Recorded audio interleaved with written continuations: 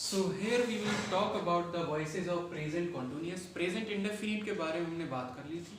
बात करेंगे present continuous की. पहली बात continuous होता क्या है, ठीक है, थोड़ा सा बता देते हैं टेंसेस के बारे में. continuous का मतलब होता है किसी चीज़ का रनिंग में रहना. तो इट्स मीन कोई चीज़ रनिंग में प्रेजेंट में भी रह सकती है, पास्ट में भी, फ्यूचर में. तो हम प्रेजेंट की बात कर रहे हैं. प्रेजेंट में होता क्या है कि स्ट्रक्चर इसका होता है. प्रेजेंट कॉन्टिन्यूस की बात करें, सब्जेक्ट आता है, इज एम आर आता है, प्लस वर्ब की फर्स्ट फॉर्म में आईएनजी आती है, ऑब्जेक्ट आता है. ये पता होना चाहिए आपका. इस किसके साथ में आता है, सिंगुलर सब्जेक्ट के साथ में. आर किसके साथ में, प्लरल के साथ में. एम का यूज सिर्फ आई के साथ में होता है. तो जब पैसिव हम बना रहे होते हैं तो हमें पता है जो लास्ट में ऑब्जेक्ट होता है उसका बनाते हैं सब्जेक्ट. इज एम आर के साथ में बीइंग लगा लेते हैं, वर्ब की थर्ड फॉर्म, और प्लस बाय एंड प्लस जो सब्जेक्ट होता है उसे ऑब्जेक्ट बना लेते हैं. ये स्ट्रक्चर आपको पता होना चाहिए, ठीक है. अगर इसे समझ में नहीं आता है तो हम एग्जांपल्स के थ्रू कैसे पढ़ेंगे देख लेते हैं, ठीक है. देखो टेंसेस पढ़ना बहुत जरूरी है. विदाउट टेंसेस और विदाउट आपको ये भी पता होना चाहिए हम बना कैसे रहे हैं. प्रेजेंट कंटिन्यूअस है तो हम आगे कैसे बनाएंगे. प्रेजेंट कंटिन्यूअस में इज एम आर आता है, उसमें बीइंग लगा देना ही पैसिव बन जाता है, तो वही बनाएंगे.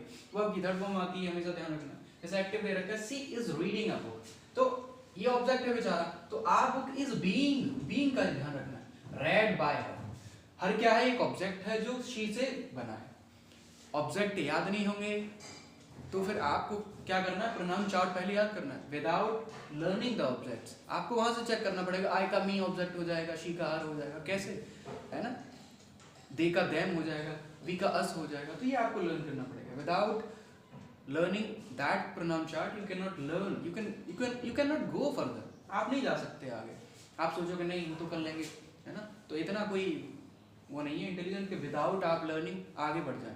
गलत कर लेंगे और कुछ नहीं. तो देखो I am beating a boy, तो मैं एक लड़के को पीट रहा हूँ, ये आपके लिए है. तो ये क्या बोलेंगे, इसका हिंदी में कैसे बोलेंगे, एक लड़का मेरे द्वारा पीटा जा रहा है. तो a boy is beaten by me, ठीक है, ध्यान रखना. जैसे अगला दे रखा है I am not wearing a jacket, मैं एक जैकेट नहीं पहन रहा हूं.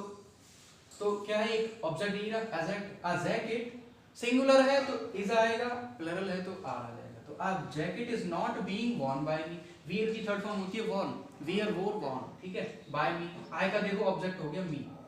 अब ये कैसे हुआ है, ये याद करने वाली बात है. ये आपके लिए they are not eating the food, they are not eating the food, ठीक है.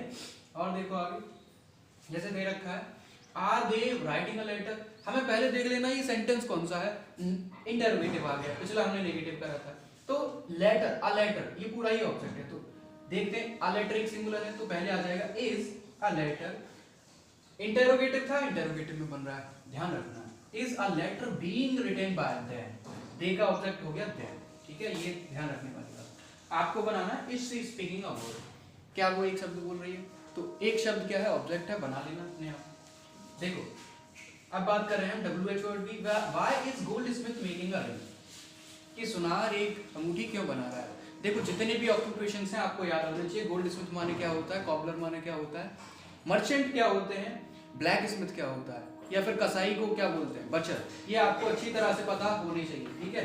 जैसे कि why is a ring being made by gold Smith, ठीक है. जैसे हमें दे रखा है एक्टिव क्या है इसका. नेक्स्ट देख लेते हैं who is giving the lecture. हमने बताया था हु का यूज आप कैसे करते हैं, बाय हुम में चेंज कर लेते हैं.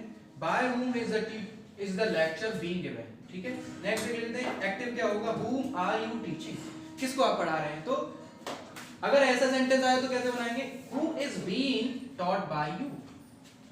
पता होना चाहिए कैसे बन रहा है, ठीक है. सबकी हिंदी भी पता होनी, who is giving the lecture, lecture कौन दे रहा है.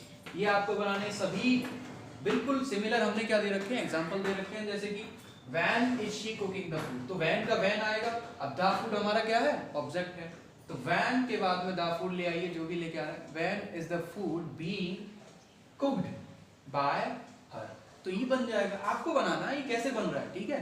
स्ट्रक्चर देखिए, प्रैक्टिस करिए. ये दे रखा who is playing FIFA. FIFA क्या होता है, अरे फेडरेशन, वही फुटबॉल फेडरेशन, ठीक है. आपको करना ही, ठीक है. और दे रखा है whom am I beating, मैं किसको बीट रहा हूँ, इट्स मी. आपको इसका कैसे बनाएंगे, बिल्कुल सिमिलर ही है. whom का जैसे यहाँ पर हुआ वैसे ही आपको करना पड़ेगा. तो बाय द प्रैक्टिस और by the learning of the methods आप आराम से कंप्लीटली एक्टिव एंड पैसिव सीख सकते हैं, ठीक है. आगे फर्दर वीडियो में बात करेंगे प्रेजेंट परफेक्ट की, ठीक है. टिल देन आप इनकी लर्निंग करिए so that you can achieve a good marks, है ना, अचीव वेरी गुड मार्क्स, अगर आप प्रैक्टिस नहीं करेंगे तो सोच लीजिए इट विल नॉट वर्थ, क्योंकि प्रैक्टिस से ही आप चीज़ें सही कर सकते हैं और आपको पहले की चीज़ें ज़रूर याद करनी पड़ेंगी। Okay, thank you.